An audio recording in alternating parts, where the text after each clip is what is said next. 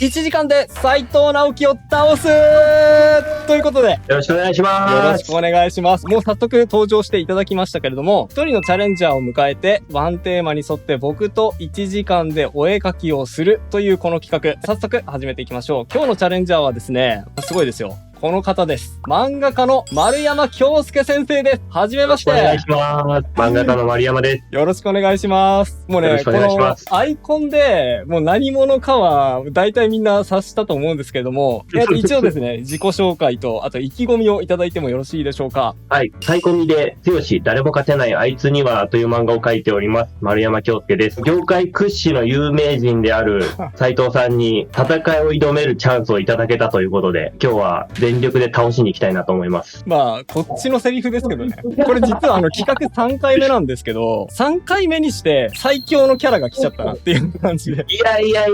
もうなんか3回目で倒されたらどうしようっていう感じなんですけども、今日はね、お互い全力で。実はね、漫画家対イラストレーターでもあるんですけども、玉火対ムサビでもあるので。いや、背負ってますね。はい、背負って、大学を背負って戦いましょうか。はい、それでですね、今日のテーマは、丸山先生なので、剛にちなんでですね、強キャラでいこうと思います。いやー、これ難しいですよ。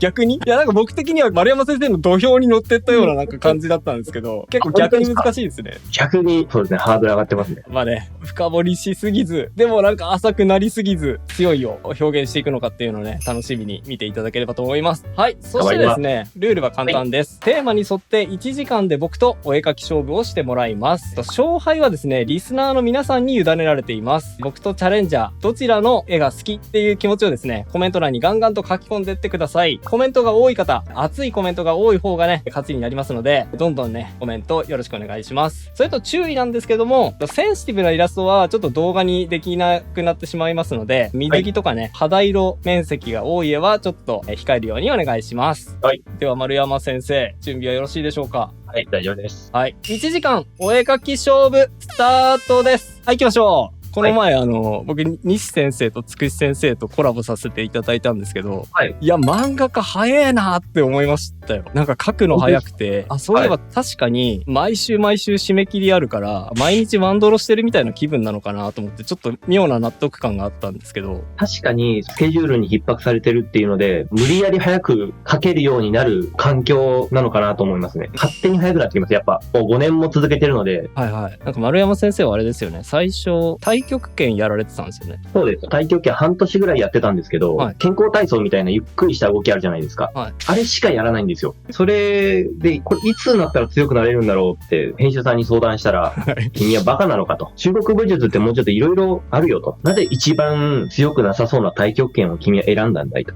僕でもそう言いますよ。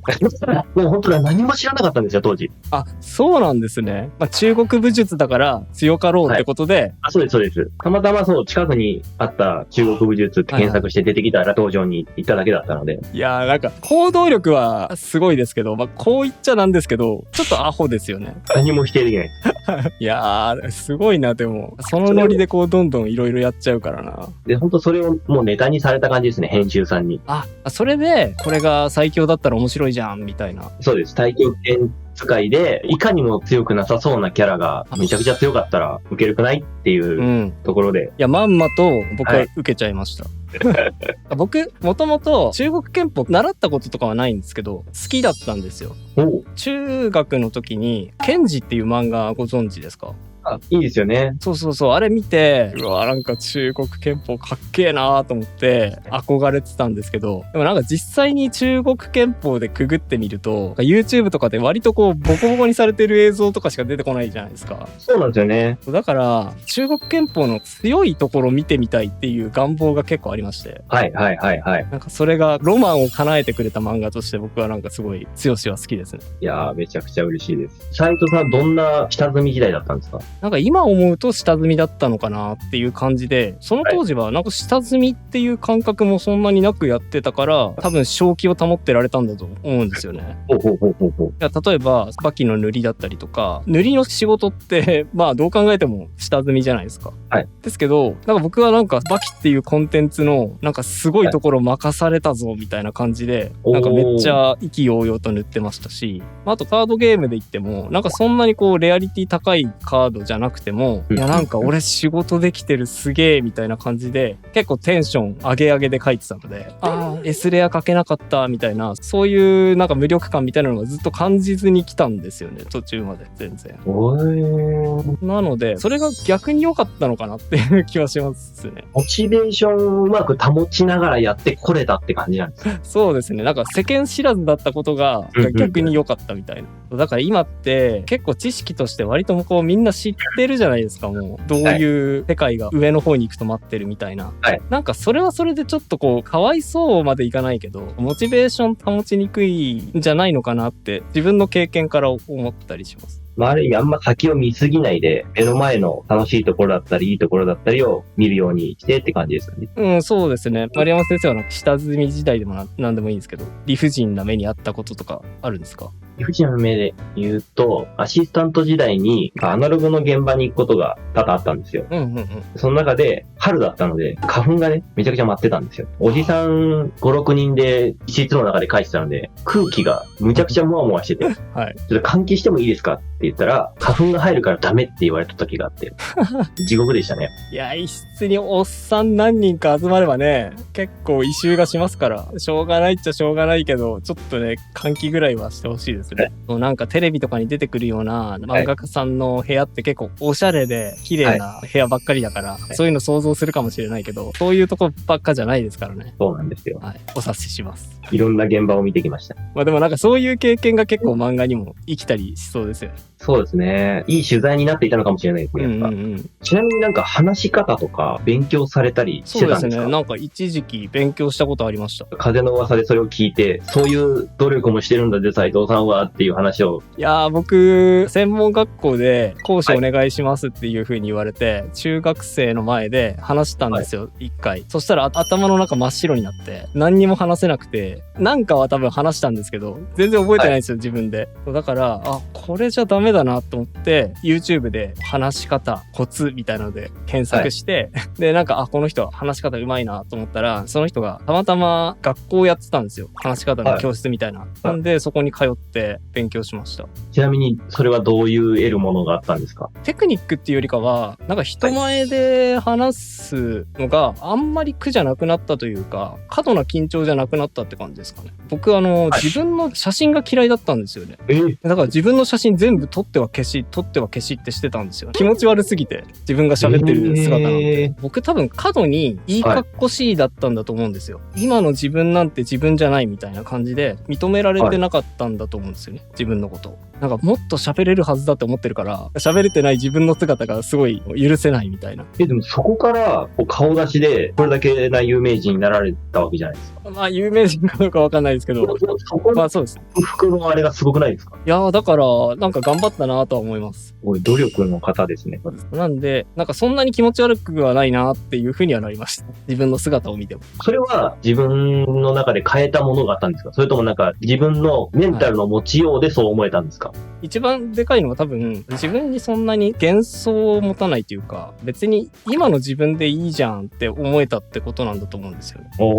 それをするためになんかその学校では毎日自分の笑顔の自撮りをしなさいって言われて、ですごいなんか気持ち悪いことさせんなって思ったんですけど、いや本当になんかもう嫌でしょうがなかったんだけど、でもせっかく学校行ってるからこれやんないと損だなと思って毎日その自分の笑顔の自撮りをしてたんですよ。でもなんか毎日嫌でも見るわけじゃないですか、自分の笑顔の自撮りを。そしたらなんかこう見慣れていったっていう感じなんですかね、単純に。今日もなんか変わり映えのしない笑顔だなって思いながらやってましたね。でもそのおかげで良くも悪くも俺ってこうだよなみたいな感じになりました。めちゃくちゃ面白いですね、その話。でも確かになんか自分とそんなに向き合ったことってなかったので、あれはいい経験になりましたね。あとは自分の喋ってる姿みたいなのもなんか毎日何かしらスピーチして1分ぐらいのスピーチして Facebook グループにアップしなきゃいけないんですよ。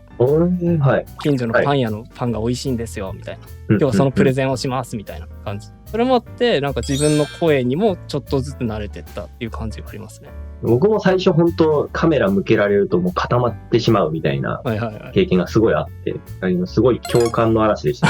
丸山先生なんかこの前、その大勢の前で講演会されてたじゃないですか。何人ぐらいの観客がいたんですか、ちなみに。恵比寿の専門学校でやった時は、100人以上いらっしゃいましたね。丸山先生も結構緊張しいだったっておっしゃってましたけど、なんで話せるようになったんですか？もうやっぱ全部あれですね、もう原稿をガッチガチに作りました。なるほどなるほど。だから緊張してるけど、一応それ読めばいいから。そうです。でもなんかそんなに読んでる感じしなかったですね。本当ですか？俺めちゃくちゃ練習してます、実は。すげえ、やっぱりそうなんですね。はい。で、本当一番最初はもう本当に練習して原稿ガチガチに作っても何度も修正して、やったら思った以上に評価してもらえたっていうのが、すごい自信になって。あ、なるほどですね。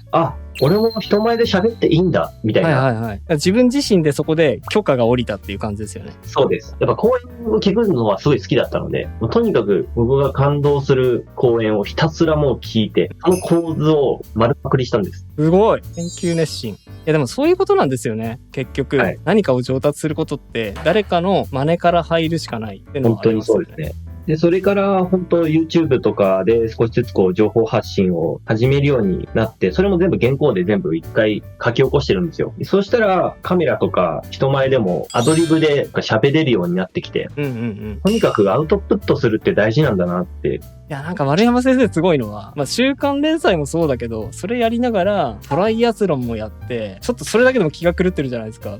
かと思いきや、バンドロチャレンジする人みたいな僕みたいなのが、なんかパッとこう呼びかけたところに、僕やりますみたいな感じですぐにこう飛びついてくる、このバイタリティ、やばいですよね。もともとそういう性格なんですか？いや、もうこれは多分素だと思います。素なんですね。面白そうって思ったら、すぐもう考えなしに動いちゃうっていうのはあるかもしれないです。それでね、なんかトライアスロン遅れそうになったりとかして、受付の人に何考えてんのとか言われてるんですよね。よく調べないで行っちゃうから、事前受付すっ飛ばかして、朝も寝坊して、めちゃくちゃ焦るっていうやつですね。その前日めちゃくちゃ観光してて。それ単行本の後書きでしか書いてないと思うんですけど、単行本も買っていただいてるんですか？買ってます。全巻買ってますよ。当たり前じゃないですか。ありがとうございます、本当に。いや、めちゃくちゃ好きなんで。僕ね、後書き好きなんですよね。しかもなんか、結構丸山先生の後書きって、続きものなんですよ。気になるところで後書きを聞いてくるから、続くみたいな感じで。気になって、為替に来よるわ、と思って、まんまと買ってます。ぜひ単行本の後書き見てみてください。単行本買ってください、みんな。大ナイス。強し。誰にも勝てないあいつには。いや、面白いんですよ。なんかめちゃくちゃ弱そうなコンビニ店員が、実は半馬裕次郎みたいな、めちゃめちゃ強キャラで、誰も勝てないんですよ、そいつに。で、美大志望なんですよね。そんな設定ありましたね。はい。美大志望で、でも絵はめちゃくちゃ下手みたいな。可愛い。その下手さが結構的を射た下手さだったんですよ。なんかこういう下手な人いるわ、みたいな感じの下手さで。あれ、担当編集さんが書いてくれたんですよ。そうなんですね。それで、丸山先生なんかこの下手さを表現できるっていうことは、美大生だなって、なんかそこでちょっと気づいたんですよ。そこで丸山先生は結構苦しかったですか？美大受験というか。ですね、僕、油絵学科をチョイスしてしまってたっていうのもあって、抽象画が描けないコンプレックスっていうのにすごい陥ってたんですよ。抽象画っていうのはあれですよね。具象と違って概念的な感じというか、ふわふわした感じの絵ってことですね。そうです。それこそ玉美の油絵学科の受験の内容が目の前に土手の写真が貼られてて、あなたの記憶をテーマに絵を描きなさいっていう。別に土手の記憶ってわけでもないんですよね。まずその土手の写真が意味がわからないじゃないですか。どう解釈していいのかわかんないですし、その上でモチーフがない。どうしたらいいんじゃいと。なんかしかも中途半端になんか具象的なモチーフが示されてるのがなんかさらに混乱しますね。そうなんですよ。土手描かなきゃいけないのかなみたいな。全くわからなくて、結局何描いていいかわかんないまま落ちてしまったんですけど、なんだろう。普通に目の前のモチーフをただただうまく描くのはすごく楽しくて。筋肉描くときも筋肉マン見ながら描いてるんですもんね。もうそんなところまで見ていただいて本当に。なんですけど、こと抽象的なお題が出た瞬間にもう脳がパニックに陥るっていう奇病はずらってしまって、そこの壁に結局乗り越えられないまま終わりましたね。そうこうしてるうちに、あと3分ですよ、丸山先生。やばいです。知ってました？ちょっと焦ってます。なんか、丸山先生と話すのが楽しすぎて、ちょっと時間のこと完全に忘れてましたね。ただの作業一分みたいになってましたね。なんかそういう作戦だったんですか、もしかして。もう術中にハマってますね。丸山先生が一番の強強キャラだったっていう感じですけど。あと2分です。やばい。嘘だろ？現実ですよ。5、4、3、2、1。終了です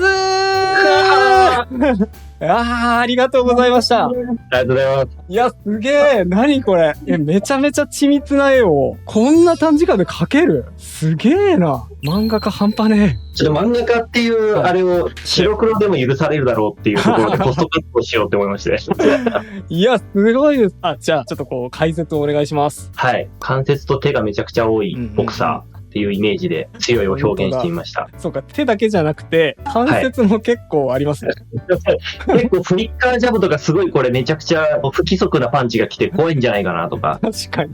手がいっぱいあるように見えて、普通にいっぱいあるんですね、これは。早いわけじゃなくて、普通に手が5本生えてるっていう。そうです。やば。絶対相まみえたくないですね。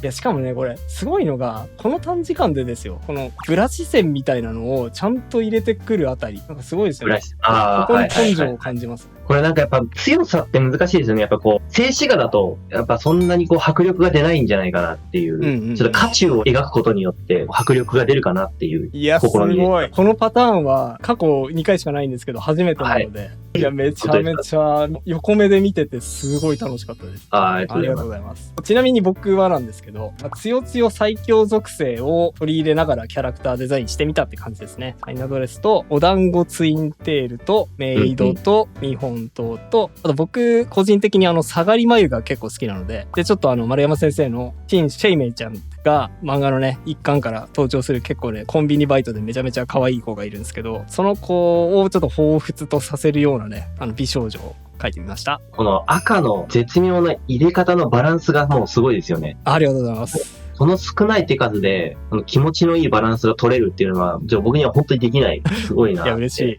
攻撃的といえば赤かなと思ったので、赤を取り入れつつやってみました。はい。これ、勝敗の行方は、リスナーさんのコメントに委ねられていますので、ぜひね、コメントどしどしお送りください。お願いします。はい。でですね、最後に、ちょっとこれ、やろうかどうか迷ったんですけど、最後ワンポイントアドバイスのコーナーみたいなのあるんですよ。なんと。はい。僕から丸山先生にワンポイントアドバイスさせてもらうみたいな感じで、あるんですけど、ありがたい。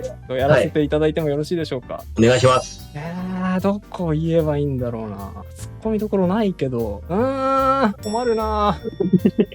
いや、多分、こうやって対決すると、色あるなしで割と絵的な強さみたいなの変わってくるから。やっぱり白黒には限界ありますね。そうですよね。だから、なんかちょっと、ベタの面積をちょっと上げたりするといいのかなって思いました。確かに。もしくは色塗っちゃうみたいな。はい。なんかもう無理やりひねり出しましたけど、そんな感じのアドバイスでございます。ありがとうございます。その通りです。やりたくなかったけど、無理やりやりましたね。こんな感じで、1時間対決終了となります。丸山先生、最後にご感想をいただけたら嬉しいです。いやー、でも、久々にこの時間制限のある中で絵を描くっていうのをやったんですけど、ちょっとたぎるものがありますね。めちゃくちゃ楽しいですね。美大の受験を思い出しました。わかります。もう本当あれ以来にやったんじゃないかなっていう。しかも、対戦相手が斉藤さんっていう手が抜けない切迫感。楽しかったです、すごい。そういう意味で。こちらこそ楽しかったです。はい。丸山先生、今日はどうもありがとうございました。ありがとうございました。ありがとうございました。また対戦しましょう。はい、またお願いします。お願いします。バイバイ。